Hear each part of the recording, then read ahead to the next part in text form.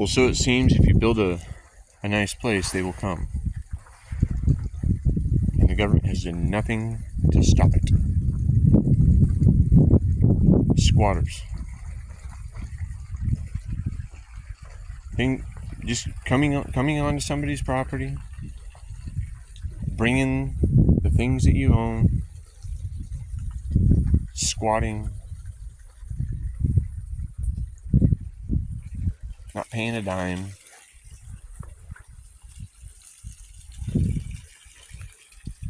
And you all think I'm talking about the homeless people, right? Because they're always the problem. But no, I'm just talking about the homeless squirrel. He said, hey, I'd like to live here. And over here, tucked up against this little rock wall, there's a hole that goes way down there. I'm gonna see what we can.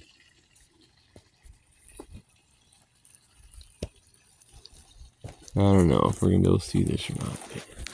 Anyway, yeah, he did a good job. I mean, it goes way down there, like where I don't even want to drop my flashlight because it would be a heck of a job to get it back.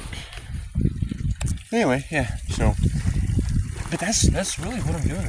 I'm building habitat that looks like a forest, like a manicured forest,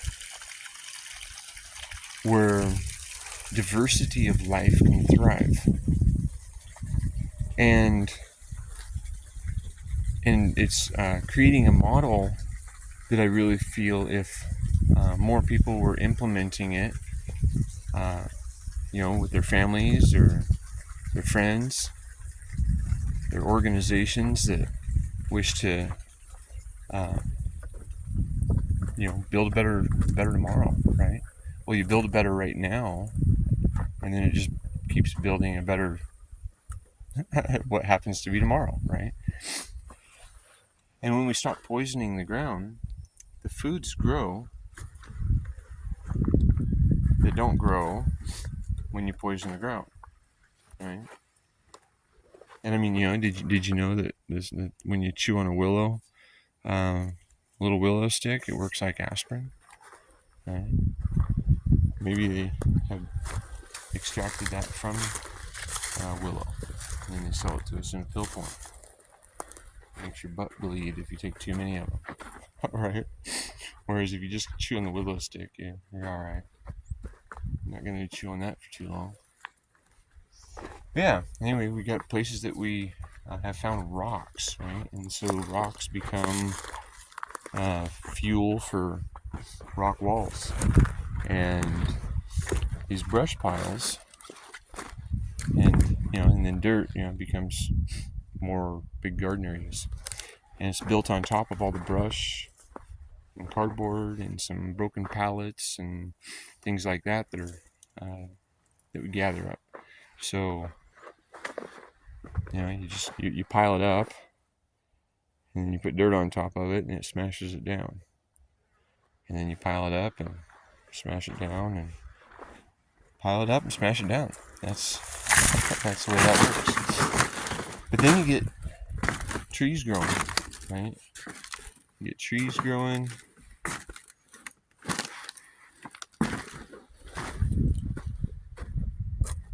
And they probably like a little bit more water, but they get what they get, and they drive their roots in deep, so that way they can, they're more drought tolerant. Well, and there just went another squatter, a little bunny rabbit. Let's go see if we can find him real quick.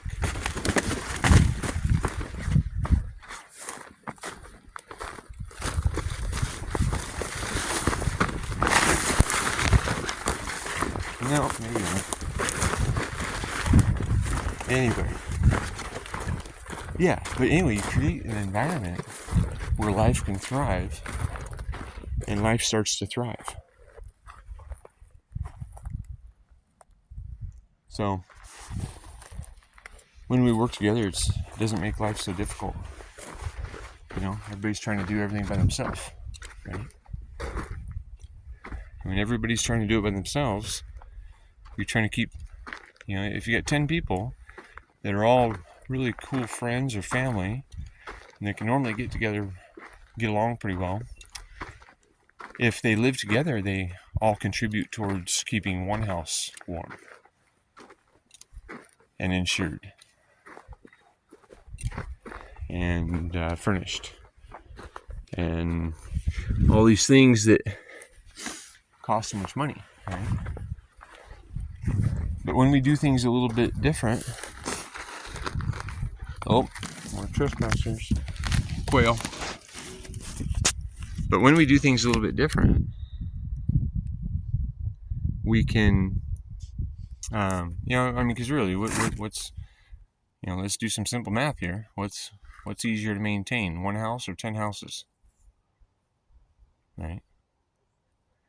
And then how much time would we have to spend contributing to a house if we were sharing, right? And everybody needs to have their own space, right? But you don't have to have your own bathroom, your own kitchen, your own laundry, your own reading nook, just in case you want to read someday, right? I mean, we've got thousands of square foot in these houses, but yet people are working, 50 weeks a year to maintain it, and it's just money going into a bank and money coming out of a bank every month. Maybe there's a 401k or something being contributed to as well, so that way you won't wither away in poverty as you get old, right? Because you don't trust in the community to be able to help feed you and take care of you and all these things, right?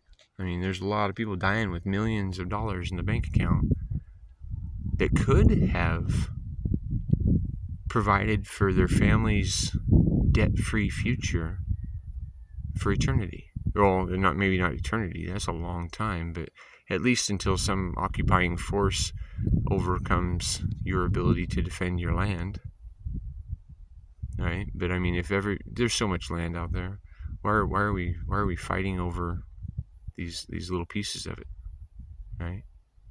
Because somebody somewhere called it a holy land. Somebody somewhere said that it's real estate and it should cost you $350,000 to build house shelter. I mean, that's just kind of nuts. So luckily, there's another way. And here at the Apocalyptic Ashram Hawks Haven, I show some of the ways that I've recognized that haven't been advertised to me in ways to exist. And it's transformed my life. I now can really say that I'm healthy and happy and peaceful and abundant. And being peaceful doesn't mean being a pacifist, but it's the recognition of do no harm and take no shit, right? I mean, let's practice self-ownership and a non-aggression principle. We recognize the only legitimate force is in defense, and you should be really good at it.